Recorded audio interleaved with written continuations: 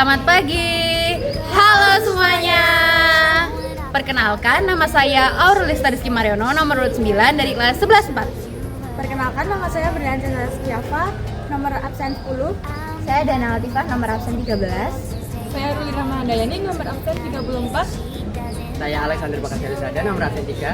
Saya Bonaventura Denis Kumara, nomor absen 12. Nah, di sini kami akan menyampaikan beberapa persoalan tentang yang pertama lalu lintas, 2 sampah plastik, dan yang terakhir penggunaan gadget.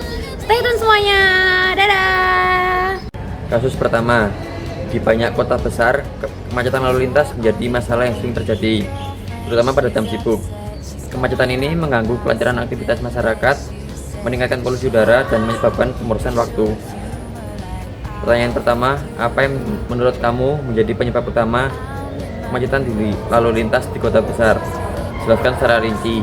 Kemacetan lalu lintas di kota besar merupakan masalah yang multifaktorial, yang dimana bukan disebabkan hanya satu hal saja, namun beberapa penyebab utama dapat dijelaskan secara rinci sebagai berikut. 1. Perencanaan kota yang tidak memadai. Ini merupakan penyebab paling mendasar, yang dimana banyak kota besar tumbuh secara organik tanpa perencanaan transportasi yang terintegrasi. Adanya jalan yang sempit dan kurangnya infrastruktur transportasi publik yang memadai seringkali menjadi akar masalah. Perencanaan tata ruang yang tidak memperhitungkan pertumbuhan penduduk dan mobilitas kendaraan juga menjadi faktor penting. Contohnya, pembangunan pemukiman padat di pinggiran kota tanpa diimbangi dengan peningkatan infrastruktur transportasi menuju pusat kota. Faktor kedua, peningkatan jumlah kendaraan, yang dimana pertumbuhan ekonomi dan peningkatan daya beli masyarakat menyebabkan tumbuh tingginya kepemilikan kendaraan pribadi secara signifikan. Hal ini melebihi kapasitas infrastruktur jalan yang ada, sehingga menyebabkan kemacetan. Ketiga, kedisiplinan lalu lintas yang rendah, seperti pelanggaran parkir bebas, parkir sembarangan, melawan arus, dan penggunaan jalan secara tidak tertib. Yang keempat, adanya sistem transportasi publik yang tidak efektif. Sistem transportasi publik yang tidak andal, tidak nyaman, dan tidak terjangkau membuat banyak orang lebih memilih menggunakan kendaraan pribadi. Hal ini memperburuk kemacetan, terutama pada jam sibuk, pada jam-jam pulang kantor yang pada kota-kota besar seperti disamakan jamnya. Lalu, kejadian tak terduga seperti kecelakaan lalu lintas, perbaikan jalan, dan demonstrasi juga dapat menyebabkan kemacetan yang signifikan. 2. Apa dampak negatif yang ditimbulkan oleh kemacetan lalu lintas bagi masyarakat? Dampak negatif kemacetan lalu lintas bagi masyarakat antara lain sebagai berikut, yaitu pemborosan waktu dan produktivitas. Waktu yang terbuang di jalan raya mengurangi produktivitas individu dan perusahaan. Karyawan terlambat bekerja, rapat tertunda, dan kesempatan bisnis yang hilang karena kemacetan. Lalu selanjutnya ada peningkatan biaya. Kemacetan meningkatkan biaya operasional kendaraan, termasuk konsumsi bahan bakar dan biaya perawatan. Waktu yang terbuang juga bernilai ekonomis. Selanjutnya ada polusi udara. Kemacetan menyebabkan peningkatan emisi gas buang kendaraan bermotor yang berkontribusi pada polusi udara dan masalah kesehatan masyarakat, seperti penyakit pernapasan. Lalu ada stres dan ketegangan. Kemacetan menimbulkan stres dan ketegangan bagi pengemudi dan penumpang. Hal ini dapat berdampak negatif pada kesehatan mental dan fisik. Kerugian ekonomi. Kemacetan berdampak negatif pada perekonomian kota karena mengurangi efisiensi logistik, meningkatkan biaya pengiriman barang, dan mengurangi daya saing bisnis. Sebagai seorang warga kota, apa solusi yang menurut kamu paling efektif untuk mengurangi kemacetan lalu lintas? Jelaskan alasan solusi tersebut. Solusi yang paling efektif untuk mengurangi kemacetan lalu lintas adalah pengembangan sistem transportasi publik yang diintegrasikan secara berkelanjutan dan dibarengi dengan penegakan hukum yang tegas dan edukasi publik. Alasan saya menjawab dengan jawaban tersebut adalah membangun sistem transportasi publik yang efisien, nyaman, dan terjangkau akan mendorong masyarakat untuk beralih dari kendaraan pribadi ke kendaraan umum. Ini akan mengurangi jumlah kendaraan di jalan raya dan mengurangi kemacetan integrasi antara moda transportasi, misalnya integrasi bus rapid transit atau BRT dengan kereta api. Sangat penting untuk memudahkan mobilitas.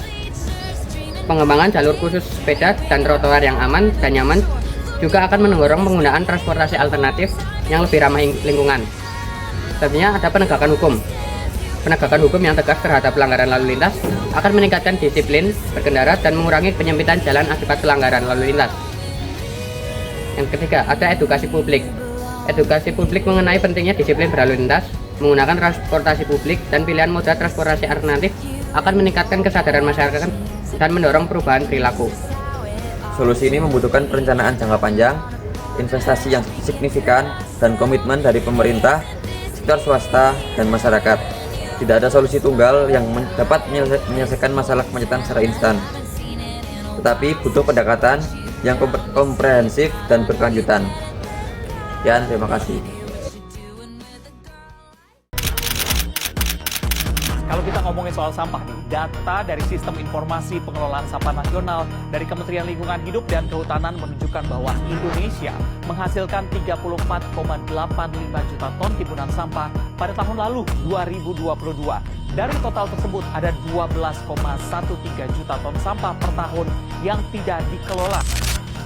5 Juni diperingati sebagai Hari Lingkungan Hidup Sedunia. Ironis, kondisi laut Indonesia kini berada dalam situasi kurang beruntung.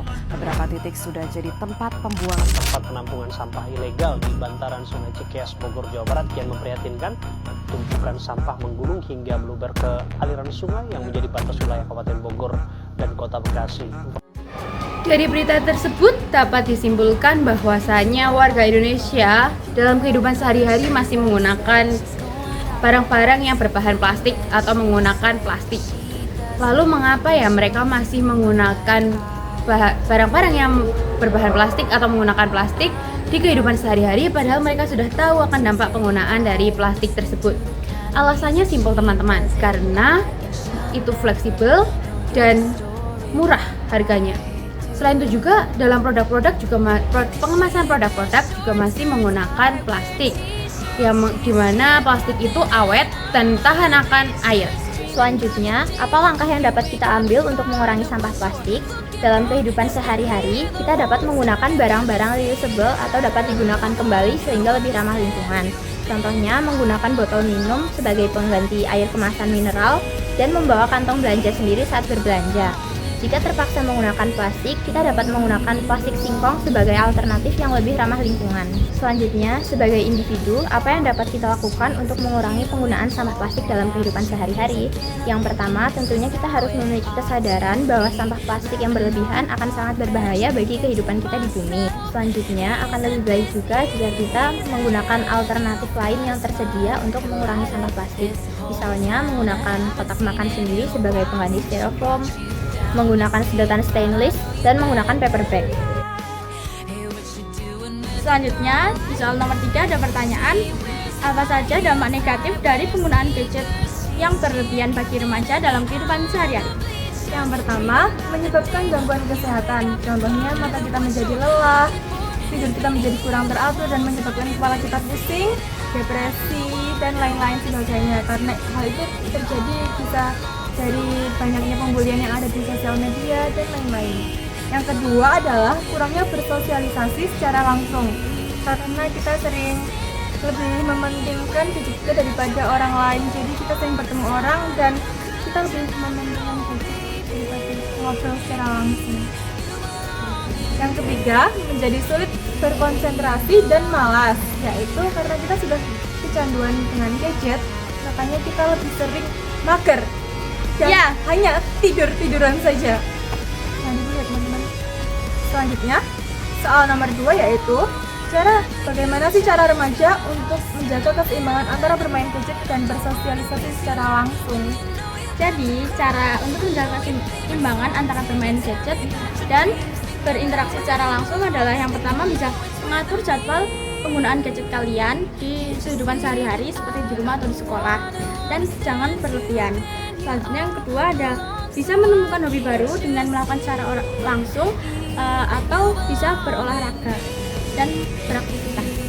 Selanjutnya yang terakhir bisa mengikuti klub atau organisasi positif di sekolah maupun di luar sekolah. Selanjutnya di pertanyaan terakhir ada, apakah kamu setuju jika ada kebijakan pembatasan penggunaan gadget di sekolah? Jelaskan alasan kamu.